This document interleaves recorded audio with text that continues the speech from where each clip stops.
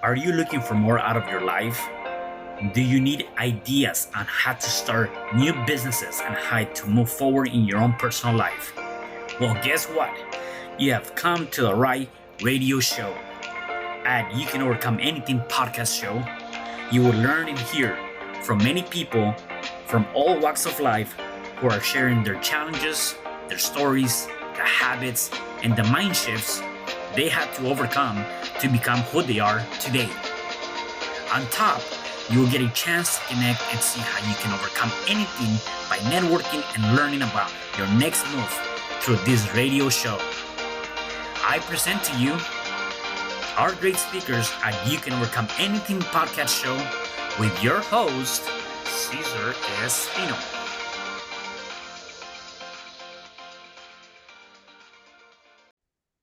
Hello there, and welcome back to another episode of You Can Overcome Anything podcast show. It is your host, Cesar Espino, and today I have a special guest. He is the leader in financial planning revolution to help to take back control of your money, your lifestyle, and your retirement plan. He believes ordinary financial planning is failing too many Americans. After losing almost everything during the Great Recession, he became obsessed with finding safe, predictable ways to save and create wealth, protected from the chaos and corruption of the conventional financial system. It is my pleasure to introduce to you John Ensley. Hey, John, how are you? I am doing awesome, Caesar. Thanks for having me today. I'm looking forward to the discussion. Yeah, definitely. Thank you for being here. So, John, why don't we start by telling me a little bit about your upbringing and your background? How was that for you? Sure. I grew up in rural Southern Oregon, kind of a country boy living out in the woods next to the Applegate River. And so I spent, I tell people all the time that from my perspective, I had a pretty idyllic childhood. Stomping around the rivers and mountains in Southern Oregon and doing all that kind of thing when I was growing up. I think I was a young adult before I actually realized that, we didn't have much growing up. But it didn't dawn on me until I like got out in the world a little bit and saw other people and other experiences that we grew up pretty simply in Southern Oregon. But Yeah. again, I had a kind of an amazing country boy kind of life growing up. Yeah. What was maybe perhaps one of your biggest memories as a kid that looking back now has helped you be who you are now? Oh, you bet. I would say independence has always been a huge thing for me. I've always wanted to be that way. So I tell the story often about, when I was a kid, probably, maybe 12 years old. So my little brother would have been 9 or 10. In the summertime, we lived not on the Applegate River, but kind of close to it. It's a fairly small river in Southern Oregon. My dad was a truck driver, and he would bring home these big inner tubes, these big truck tire tubes. And as kids, my little brother and I would leave in the morning at 9, 10 o'clock, and we would roll these inner tubes down the driveway about a mile and a half down Williams Highway, right? A fairly significant highway across Williams Highway through a working gravel pit with trucks going everywhere and to get to the river. And we'd put them in the river and meet up with some friends there. And we'd spend all day long, right? Floating Mhm. down the river, doing what kids do, having mud fights or whatever. And then we'd go roll these inner tubes back up the highway, and home for dinner, in the evening or whatever. And of course, this was back before the days of cell phones or any of that. So all mom knew is that we were in the river, right? Yeah. No idea anything else that was going on. I think about that story a lot because it was in some ways, such a simple time in the world where my mom would probably be criticized today for allowing her two young children to go float around a river all day long. But at the same time, I think it really bred an independence as I grew up that it was perfectly okay to go out in the world and be responsible for myself. That was just normal. And I think it really impressed upon me as I got older and older to always be as independent as I possibly could, Right. and just experience the adventure in life. No, that's good. So we grew up with this idea of when I grow up, I want to be firefighter, pilot, police officer. What was your dream? So, as long as I can remember, I was always going to be some sort of soldier, sailor, pilot, something military oriented. Hmm. It changed over the years. Ultimately, after I got out of high school, I went in the army, so I actually went that direction. But even when I was, young, I read the book Shogun when I was a preteen at some point, and so I wanted to be a naval navigator, right? Yeah. Like one of the characters in that book. So it was always something military, and I actually did end up going in the military. Yeah, so that's good. Not a lot of people get to kind of fulfill that idea or that dream, or when I grow up, I want to be this or that, or get close to that. And I do believe that while that's a dream, and our journey or life can take us in different places, it also could be that the different challenges or obstacles that were put in front of us might have mitigate the decision. And I always tell people that we're just away from one decision, and the decisions and choices that we make today will determine the quality of life that we have tomorrow. And while sometimes we might make a decision that is not quite fit for what we're looking to get at the end, we do have the choice to pivot and make a new decision. Except again, that is the challenge, that we're afraid to make another decision because we failed the first one, right? And we don't pivot fast enough to do that. Yeah, I think fear of change is a thing that holds us back, right? We're just that unknown of at least what we're doing, we know it's going to be stable, it's whatever the case may be, so we're afraid of that change. But I've found in my life that with change comes usually better things. Right. You just got to embrace it and go after life with all you got. How do you embrace that though?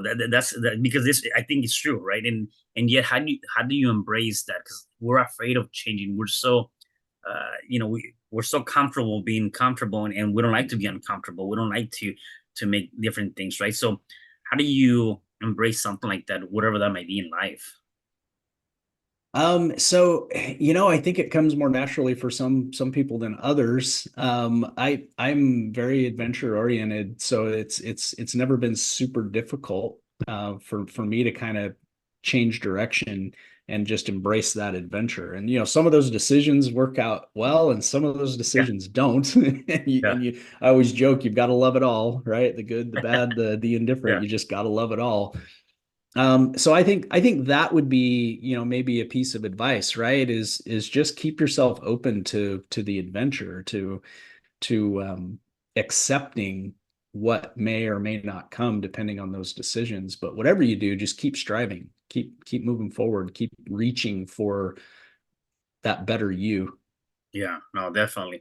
So, at which point did you get involved? Was it right after the army that you said, I want to get into financials, financing, or that industry, or how did that come about for you? No, so I got out of the army and went to work for a company that was a government contractor, and they dealt with the collection of defaulted student loans. Hmm. And so I was in the right place at the right time. Really, I heard about it from a friend of a friend. It was actually kind of funny. I jumped off a hay truck and blew out a knee, and happened to, because I blew out the knee, I happened to be at a friend's house and Hmm. ran into a friend of theirs who told me about this job opportunity. And I showed up at the guy's office with a big knee brace on and crutches, Yeah. and I think he found that kind of comical. But anyway, I bugged him until he hired me, so I ended up going to work for this company, and turns out I was pretty good at that, so I did quite well there. And so I saw two things. One is the build up to the tech bubble boom in 2000. So I was working for this company, had stock options and a lot of things going on there, and it was super exciting. They were going to do an IPO, and we were all going to be wildly wealthy. And then, of course, the tech bubble burst, and the IPO never happened, and so I kind of saw that whole thing deflate. So that was a real lesson. And then so I left that company. I had a little bit of money in an employee stock ownership plan, and I decided I was going to develop this subdivision, small subdivision in South. I'd moved to Southwest Washington by then, and so I did that. I started that project, and we were going to build spec homes on each of these lots. And I was about halfway through building the first spec home when 2008 rolled around. And I made some bad decisions trying to save the project that contributed, but the economics also contributed when the real estate bubble burst and everything crashed. So I got wiped out basically again. And that was a wake-up call after the 2008 recession. Was a real wake-up call in that, okay, what don't I know? What's going on here? And that led me to go on what I call a journey of self-discovery. And I just began devouring everything I could read. A lot of it about finance and money, but also just about life and finding myself and who I wanted to be and the life I wanted to design and so forth. And so in the course of all of that study, I ran across a concept called bank on yourself that had to do with using properly structured life insurance Infinite banking. contracts, infinite banking, bank on Yep. yourself. Yep. Yep. Similar concept. Yep. And I'd never heard anything like that before. In fact, I hated the idea of life insurance. Who Right. wants to be worth more dead Which than everybody alive? does, which I don't understand to this Yeah, day. Yeah. exactly. I had that bad attitude, right? That was me back then. Yeah. And then I heard about this concept where it could, life insurance could be something more than just a death benefit. It could be this living thing that you could Right. use to build this life. And I got super passionate about it. I set up my own policies and started using it, and realized like I've been to many financial advisors and nobody had ever told me anything similar to this. And so I was kind of ready for a career change at that point. So this would have been like 2010 or so. Mhm. And so I did the studying and got my insurance licensing in Washington State, and then did an infinite banking agent training out in New York City, and a bank on yourself agent training, and launched my financial practice in 2012 Yeah. as a result of that passion I had around this concept. No, that's huge. And one of the things that I see here is, again, that you did, and I think it might have been through this journey of yours, right? Is take action now, right? And the Mm-hmm. best time to do that, it was 20 years ago or today, right? So tell me Yes. a bit more about that, because I do believe that, again, part of it is we go through life, and even just that, the best time that you can plant a tree was 20 years ago or today, right? We don't really, sometimes we don't see the fact that 20 years go by so fast, right? Oh, Or in a at a blink of an flash. eye. It's like, man, like I look at my daughter, and she's already grown, and I'm thinking, I remember when she was just born. Except, again, it Mm-hmm. goes by so fast. And a lot of it is exactly that. People have the idea of even a life insurance, right? um Being able to talk to somebody about life insurance, or things like that. It's funny how you can probably relate to this. It's funny how people definitely insure their iPhone or their phones or their cars, and to make sure they can replace that whatever $1,000 phone, yet they don't insure their lives, right? And part of Mm-hmm. it is because people say, I'll do it tomorrow, or I'll do it next week, or next month, or sometime in the future, right? And then that future never comes, because then tomorrow comes like, oh yeah, you know what? No, let me do it next week. I got caught up right now. Yes. Again, taking action now, and recognizing that right now is the best time. Tell me more about that, because I know that you've built your life around that, and obviously talking about even life insurance, and utilizing that as a vehicle to have not just a living benefit, having sorry, a death benefit. You have a living benefit, and more to it, right? Tell me more about that. Absolutely happy to. So, taking action, I think is it's just the key. You have to always be willing to take action. When I started this practice, I was leaving a very successful sales career that I could have stayed in for the rest of my days, but I had zero passion for it. Mm. I was very good at the job, but I could care less about what I was selling or what I was doing. It was just a job, and paid well and had great benefits and blah blah blah. It was all good, but yet I was less than happy because I was getting up and going to work and doing every day what needed to be done, but I had no passion around it. And so when I discovered this concept and I got so passionate about it, I'm like, you know what? I could every day just help people with this, and I would love that. And I could be doing work I'm passionate about. And so it was that motivation that caused me to take action. It was that hope, right? Is what it was. to go Mm. from kind of an existence mentality to a hopeful, passionate, actually helping people kind of mentality that said, yeah, I got to do this. Well, guess what? I fell flat on my face. Yeah. Yeah. Right. My first year doing this, I had a huge misconceptions and I jumped into being, self-employed and being an entrepreneur and doing all these things. And I just, it fell flat on my face. I had to go back to a job for a little while and Yeah. then, a couple of years and then I got going again.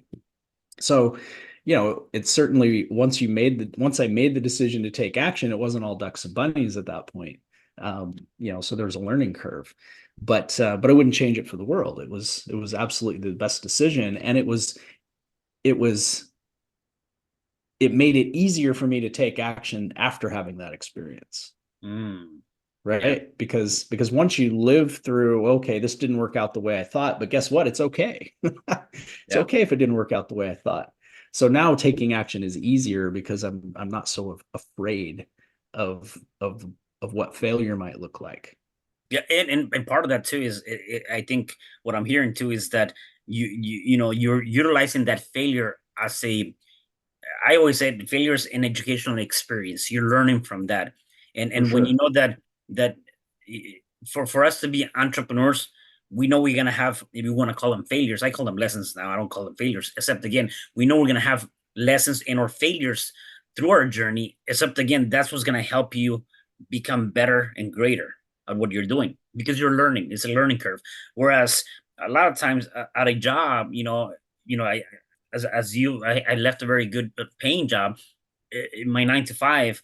One, if you fell, you're probably being reprimanded for that. It was not something good, right? It was not perceived as something Hmm. good. And so therefore he's like, no, I want to do the best I can. Yet you were so focused on not failing that you were not focused on doing the right thing or doing the best thing sometimes. You get me? Yeah. So Yeah, for sure. so Totally that agree. definitely that. So you found this passion. Tell me a bit more about how you're able to help people that are not educated, because you're right. The financial aspect, or the 401ks, or all the different things that might be good tools may not be good tools after all when it comes down Hmm. to the baseline of what really the Americans need right now to have something not only when they die, also as they're living, that living benefit, right? Yeah, for sure. So I think with life insurance, it's such a hard thing for people to get their minds around because it's intangible, right? None of us likes to think about our mortality or the fact that, it's all going to end at some point, right? There's Yep. only one way off this ride. Right. And so we don't like to think about that. We avoid it. And so it's easy when you think about using life insurance or having death benefit there to protect your family and your assets and things like that, that it's easy to just kind of push it to the back of your mind because we don't want to think about it anyway. Um, so that's part of it. Is one of the things I try to do with clients is help them think about their mortality, to think about what do you want to happen if, right? God forbid, let's hope it doesn't, but if, right? What would you want to happen in that point for your family, for your business, for, so some of these things, just to get that thought process started. Um, and then in terms of, so that's the death benefit side of life insurance, which is super important. But Let what me I ask you, discovered, before you go to that one, let me ask you this though. How do you overcome that? Because again, as you mentioned, people don't, they don't want to talk about it. They don't even want to think of that, mhm, right? And so at what point, or is there a group age that is more aligned with that? Do you wait for somebody that's they're in their 30s, 40s before you speak to them about it, or do you start talking to somebody at the age of 18, 19, 20? Right? Like, how do you approach that? Because again, I believe it's important, yet nobody wants to talk about it. So when is the right time to talk about that? And then as you get them to understand that and they start thinking about it, now you can start talking about the other stuff that you were going to mention, right? yeah, absolutely. So I think any age, right? Every age, we have to always maintain a awareness. We have to be awake and maintain an awareness that this earth just keeps turning. The sun's going to rise and set and rise and set and rise and set every day. Yeah. And it clicks away faster than you realize, right? I'll do a little exercise with people sometimes where you can go online and find a calculator and you can calculate the days, hours, minutes, of a period of time, right? So in a 90-year lifespan, I have 780 some thousand hours, right? I'm going to be 55 this year, which blows my mind, right? You're It good. seems like Yeah. I was in the army when I was 20 years old just the other Right. day. And but you can, I've used, about 58% of my time, right? Mhm. That's a sobering thought when you Yeah. think about it that way. But that's important to think about it that way. There's no time to waste, right? That it also kind of ties back to taking action, right? Yeah. There's no time to waste. Every moment is precious. Yeah. Um, so I think you can help people start thinking about it in those terms. And a little humor helps as well when you think about such a Yeah. could be a dark thing, right? Is like, Yeah. okay, there's going to come an end, right? Right. Right? Yeah. That we don't live forever. Yeah. Um, and so if you can kind of lighten the mood a little bit with a little humor, and then tie that in with, hey, this is how many hours you got Yeah. in a lifetime, or how many days you've got. What are you going to do with them? And what do Yeah. you want to happen with them when they expire? Yeah. Because So that, you can't make it, you can't steal it, you can't manufacture it, right? It is what it is. You can get less, but you probably can't get more. right, exactly. Right, right, right. Yeah. So that's the obviously you got people to understand the concept. That's the death benefit of the insurance, and talk about Mhm. this additional aspect that really a lot of people are blind by it. They don't even know about it. Exactly. So now we're talking about the idea behind bank on yourself or infinite banking is building cash values within these policies that we can use now, right? And this comes directly back to a platform. This is the way I describe it: is a whole life insurance policy isn't an investment, Mm, right? A whole life insurance policy it's a contract between you and a life insurance company. It establishes a death benefit, and the nature of a whole life policy is it accumulates cash value. And it's what we can do with those cash values that becomes a platform for investing. So we can borrow from these cash values, or more correctly, against these cash values, to then make investments that produce cash flow, or that create this lifestyle that you want to create, whatever the case may be. I use my policies for all kinds of things. I've started businesses with them. I've built real estate projects with them, et cetera, et cetera. So the insurance policy itself is really a container for cash. It's a mm, place where I hold cash that I can then use as a platform to go out and make investments yeah. that in my case, I'm always trying to produce cash flow. Yeah. And are you able to use that uh, or borrow against or get money against the policy to do really just about anything? Whether it's, does have to be uh, businesses, or hey, I want to put my kid through college, or maybe I want to give my kid, a European trip that's going to cost me $10,000. I don't know. Mm-hmm. Yes, you can really use it for anything you want to. We talk about safety, control, and passive income, right? These are the three concepts we Mm, focus on. And this is the control piece, right? You're in complete control as the policy owner. You have the access to borrow against the value of your policy. The insurance company is really using your policy as collateral, and you're mhm. borrowing money from the insurance company. You're basically an investment for them. We pay them a little bit of interest for that loan, but much less than we would pay through any conventional lender. Yeah, And then we really can use that money for anything we want. So we got we it. can use it for investments. We can use it for major purchases. We could use it for that $10,000 European trip for the college grad, or Yeah, really anything we want. The only caveat I always throw out is we have to be what I call being an honest banker, right? We have to pay our loans back, and we yeah, have to be prudent about it and be as responsible with that loan as we would be a loan from any other type of lending institution that we borrowed from, maybe even more so because it's yeah. ours. It's our money. Got you.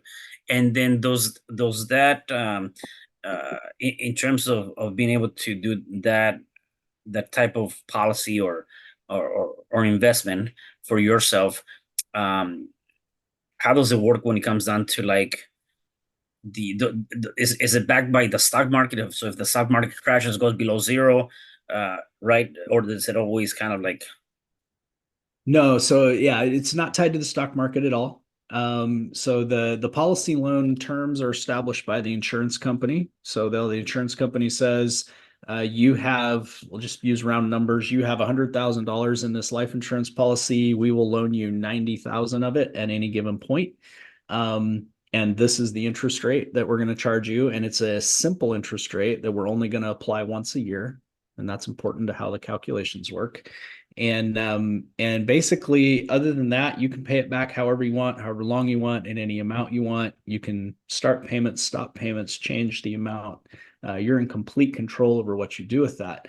Now, the great thing about that is, let's say we borrowed that 90,000 and we put a down payment, or we bought a rental property with that 90,000, and then we take the rents coming from that property and we pay that loan back.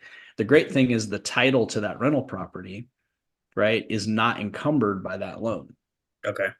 The only thing collateralized is the policy itself. So if we found a property that we could pay 90,000 cash for, we would hold title free and clear to that property like we paid cash for it. Nice. Right. And then we pay our loan back to our policy, because we're going to be honest bankers. So we're going to pay our loan back to our policy like we would a bank, but the bank never owns our property. Right. We own it. So that's a real key thing, like buying vehicles or anything like that. You're going to hold the title to that asset, even though you're financing it in effect, but you're doing it without a bank. You're doing it through your insurance policy. Well, that's huge. That's definitely huge. So I'm sure some people that are listening to us might have this question: what if I, in that scenario, $100,000 policy, I take $90,000 to buy whatever house, right? And within, I don't know, a week or two, something happens to me and I die, right? So I didn't get a chance to pay back that policy. I passed. What happens in that case? Do the death benefit becomes only the 10,000, the difference of that? No, so your death benefit is going to be, there's always leverage with death benefit. So because we have $100,000 policy doesn't mean we have $100,000 death benefit. So we could have 100,000 cash value in a policy and $400,000 in death benefit. Right. Every policy is going to be a little different. So that's just an example.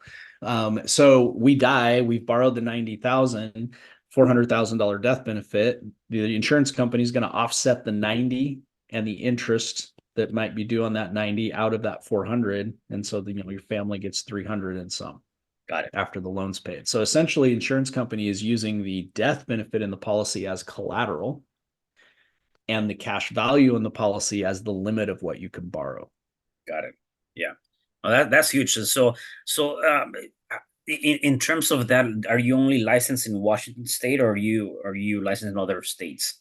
Yeah, I can do insurance business in any state in the U.S. Most of my clients are sort of Western states, but I have clients in Texas, I have clients in New Jersey, so pretty much any state I can operate in. Got it. Okay, cool. So if people wanted to find out more about this, the policies, how they can create something, where can they contact you? So the best way to get in touch with me is at a landing page that I have called jumponwithjohn.com. Jumponwithjohn.com. And you can schedule a 30-minute strategy session right in my calendar. That's what I always recommend, is have a conversation with someone like me.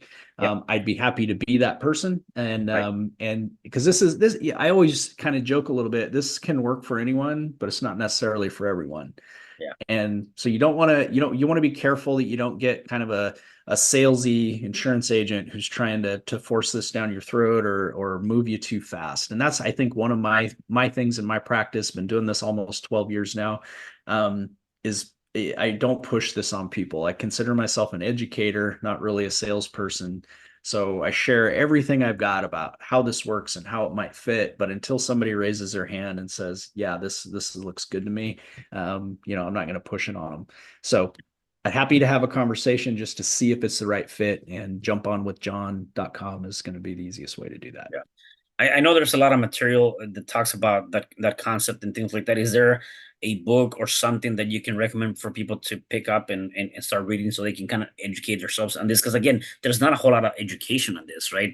In finance. Well, there's a lot on YouTube, but be careful with that. Right. So I always recommend The Bank on Yourself Revolution by Pamela Yellen. That's the number one recommendation. That book does a great job of explaining it from a 10,000-foot view. And then someone like me can help you with the more detailed view. Becoming Your Own Banker by Nelson Nash was the original that he wrote back in the late 80s. Mhm. And that's still available out there as well. So those two, I think, would probably form the Yes. best primer on the concept. Yep, that one right there. Yeah. Yep. Yeah. So Definitely. between those two, I think that would be a great primer on the concept. And then Yeah. again, though, I can't overstate that the agent you end up working with is Agree. probably the most important piece, that Right. they've got your best interests in mind and that they know how to structure the policies. Right, definitely. So I have a couple of more questions for you. In Okay. terms of even just learning this and doing that, I always believe that people, when they find a niche like yourself, and you say, okay, I found something that I really enjoy, I have this purpose or something that I really want to impact people, because obviously you're not only are you having fun with it, you're essentially impacting many people's lives by educating them and helping them have a better leverage on their money now, through their living years and through their death benefit, right? Except again, I think a lot of that comes down to your way of thinking and your mindset and the habits and the structure and discipline that you've built. So what kind of disciplines and or habits do you have on a day-to-day basis to get you up and running? Great question. So I think nowadays you have to embrace technology, right? I do a lot of traveling. My other business is a sailing school. I teach people to sail, so I'm always on the road. Without technology, there's absolutely no way I could do what I do.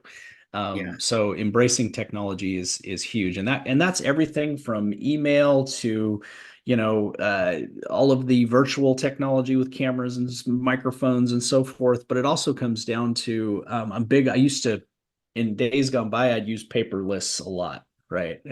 Daily, weekly, just tasks that need to be done. I've moved all of that to electronic now. Trello is one I really love for just task lists and keeping my mind and keeping the clutter out and staying Mhm. focused on what's important. And I've always been a big list guy that way, but I think the technology is just, you gotta embrace technology. Yeah, I love that. I love that. My last question for you is, for the people that are watching us, or listening to us, that might be going through some challenge, whatever challenge that might be, what is one thing you can say to them that they can start overcoming that challenge? So I'm going to say this, and I say it to people quite often, and it's a little tongue in cheek. But and I literally say this to myself all the time when I start getting overwhelmed. It's all just a hologram, Mm. right? We can redesign that hologram any way we want it, right? We have our own holodeck. It's our life, and we can create any way we want to create it. And sometimes we take ourselves way too seriously, Yeah, right? We're operating in a reality that we actually perceive, just a tiny fraction of. So we really got to give ourselves a break and recognize that we can just create and recreate at will, yeah, and back up, take a breath, and recreate it. I love that. Awesome. Well, definitely, I really appreciate you being here, John. Thank you for all the insight. Anything else you might want to say before I let you go? No, let's just focus on kind of where we started. Take action, Yeah, right? Take action, do something, figure yeah, out what it is and do it. I But love it. I thanks love for it. having me, Caesar. It's been a great Yeah. time. Thank you, John.